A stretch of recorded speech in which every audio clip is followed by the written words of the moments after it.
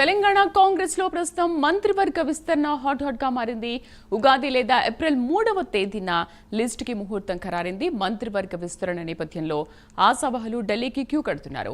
ఈ రోజుతో అసెంబ్లీ సమావేశాలు ముగుస్తుండటంతో పలువురు కాంగ్రెస్ ఎమ్మెల్యేలు ఢిల్లీకి బయలుదేరనున్నారు. మంత్రి పదవి కోసం కాంగ్రెస్ హైకమాండ్ ముందు క్యూ కడుతున్నారు. మా కరెస్పాండెంట్ అజీం పూర్తి సమాచారం అందిస్తారు. అజీం, తెలంగాణ మంత్రివర్గ విస్తరణ ఎలా ఉండబోతోంది? ఆశావహుల్లో ఎవరెవరు ఉన్నారు ఢిల్లీలో?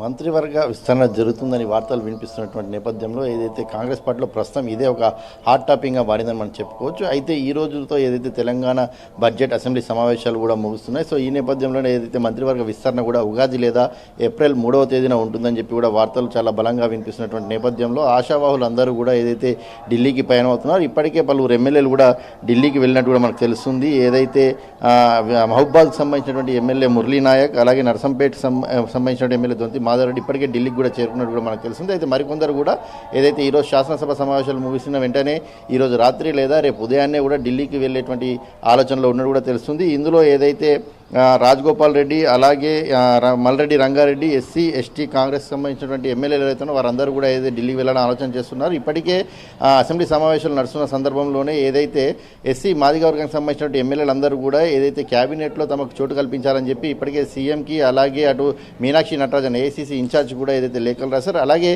ఎస్టీ సామాజిక వర్గం లంబాడలకు సంబంధించినటువంటి ఎమ్మెల్యేలు కూడా ఏదైతే మంత్రివర్గంలో తమకు తప్పకుండా అవకాశం కల్పించాలని చెప్పి, డిప్యూటీ స్పీకర్ పదవి కాదు క్యాబినెట్లో తమకు మంత్రి పదవి కల్పించాలని చెప్పి సుమారు 32 లక్షలకు సంబంధించిన జనాభా కూడా రాష్ట్రంలో ఉంది. ప్రస్తుతం ఉన్నటువంటి క్యాబినెట్లో కూడా ఏదైతే లంబాడాలకు అవకాశం ఇవ్వలేదు కాబట్టి ఖచ్చితంగా తమకు కూడా అవకాశం ఇవ్వాలని చెప్పి కూడా కోరుతున్నారు. అయితే ఇప్పటికే నల్గొండ నుంచి అటు ఉత్తమ్ కుమార్ రెడ్డి, కోమటిరెడ్డి వెంకటరెడ్డి ఉన్నారు. బాలు నాయక్ మంత్రివర్గంలో చోటు దక్కుతుందని అనుకున్నారు. కానీ రాజగోపాల్ రెడ్డికి ఏదైతే భువనగిరి ఎంపీకి సంబంధించిన సమయంలో ఖచ్చితంగా గెలిపిస్తే మీకు మంత్రి పదవి ఇస్తామని చెప్పి కూడా ఏదైతే పార్టీ ఏదైతే హామీ ఇచ్చినట్టు తను చెప్పుకుంటూ వస్తున్న నేపథ్యంలో ఖచ్చితంగా నాకు మంత్రి పదవి వస్తుందని చెప్పి ఏదైతే తన ఆశాభావం వ్యక్తం చేస్తున్నటువంటి నేపథ్యంలో ఇటు బాలు నాయక్ డిప్యూటీ స్పీకర్గానే కన్ఫర్మ్ చేసేటువంటి అవకాశాలు కూడా ఎక్కువగా ఉన్నాయని వార్తలు వినిపిస్తున్న నేపథ్యంలో లేదు ఎస్టీలకు ఖచ్చితంగా మంత్రివర్గంలో చోటు కల్పించాలి. ఎందుకంటే ఏదైతే ఎస్టీలు కూడా ప్రాతినిధ్యం వహిస్తున్నారు. రేపటి రోజు ఈ రోజు క్యాబినెట్లో కనుక ఎస్టీలకు అవకాశం ఇవ్వకపోతే ఇప్పుడు ప్రజెంట్ ఎస్టీ ఎమ్మెల్యేలు ఎవరైతే ఉన్నారో రేపు జరిగేటువంటి అసెంబ్లీ ఎన్నికలు, వచ్చే అసెంబ్లీ ఎన్నికల్లో ఎవరు కూడా వారు తిరిగి మరొకసారి అసెంబ్లీకి వచ్చే అవకాశం ఉండదు, ఖచ్చితంగా ఓడిపోయేటువంటి అవకాశం ఉంటుందని చెప్పి కూడా వారు చెప్తున్నారు. సో ఈ నేపథ్యంలో ఎస్టీ ఎమ్మెల్యేలు కావచ్చు, అలాగే ఎస్సీ సంబంధించిన ఎమ్మెల్యేలు కావచ్చు,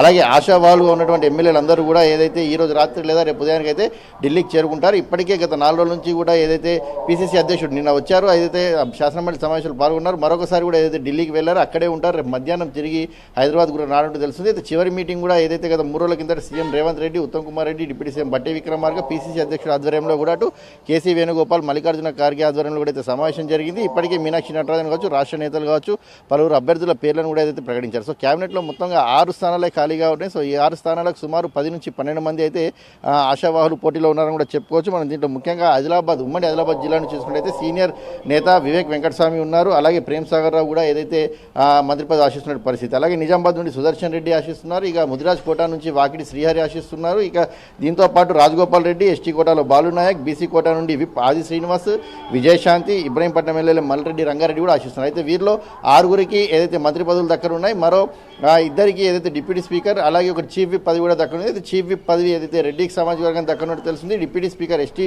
సామాజిక వర్గానికి సంబంధించి దక్కనున్నట్టు తెలుస్తుంది. ఇక నిజామాబాద్ నుంచి ఉన్నటువంటి సుదర్శన్ రెడ్డి ఏదైతే మంత్రి పదవిపై కూడా కాస్త తర్జనా భర్జన ఏదైతే చర్చలు జరుగుతున్నట్టు తెలుస్తుంది.